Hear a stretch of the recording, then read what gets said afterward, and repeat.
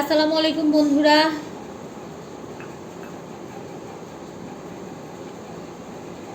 এই সন্ধ্যার সময় ভাবলাম আপনাদের সাথে একটু কথা বলি।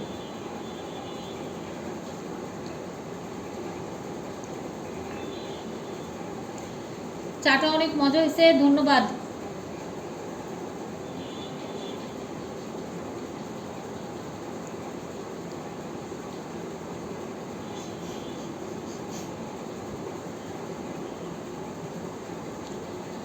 প্লাস্টিকের বলে রাখলে একটাই সমস্যা হয়, সেটা হচ্ছে মাছের পানিতে তাড়াতাড়ি গন্ধ হয়ে যায়।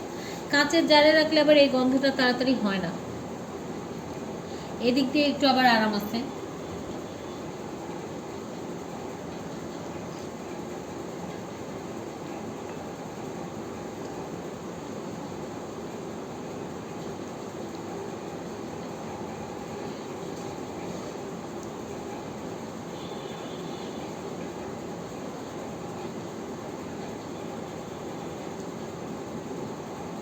এখানে দুই রকম পদের মাছ আছে, দুই টাইপের।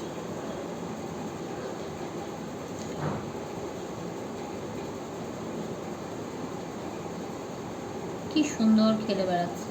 এরা কি খুঁজছে আসলে, এরা কি খুঁজে সারাক্ষণ যে এরা এই যে এর মধ্যে থাকে, এরা কি খুঁজছে? জয়িতা দেখছো মাছটার বাচ্চা হয়েছে? দেখে যাও।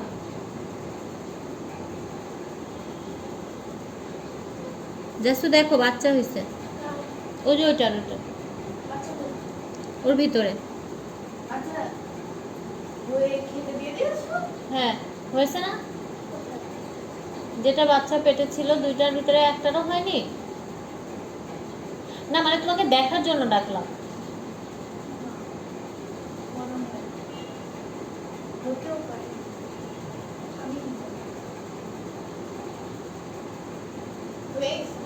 শিওর দুইটারই? দুইটার?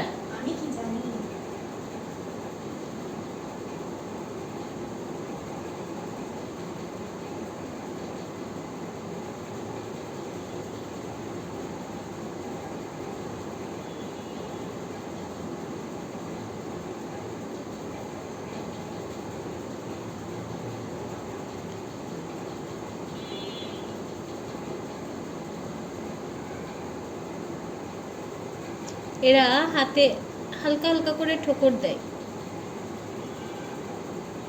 হাতের মধ্যে হয়তো কিছু লেগে থাকে, সেগুলো ঠুকরিয়ে ঠুকরিয়ে খায়। জাসু ওদেরকে কি চা খাওয়াবো?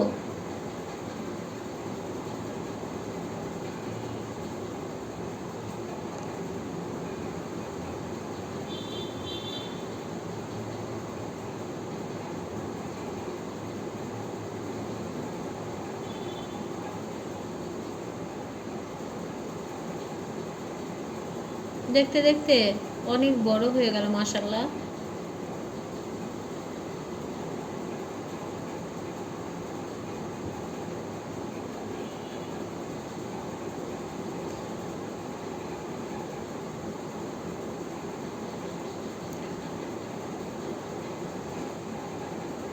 অনেকে বাচ্চাগুলো ঠিকমতো পরিচর্যা করতে পারে না, বাচ্চাগুলো টিকে না, টেকাতে পারে না, মারা যায়, থাকে না। অনেক সময় শুনি অ্যাকুরিয়ামের ভিতরেই বাচ্চা কখন হয়েছে টেরও পায় না। এই বাচ্চাগুলো মানে এদেরকে বাঁচিয়ে রাখা অনেক কষ্ট।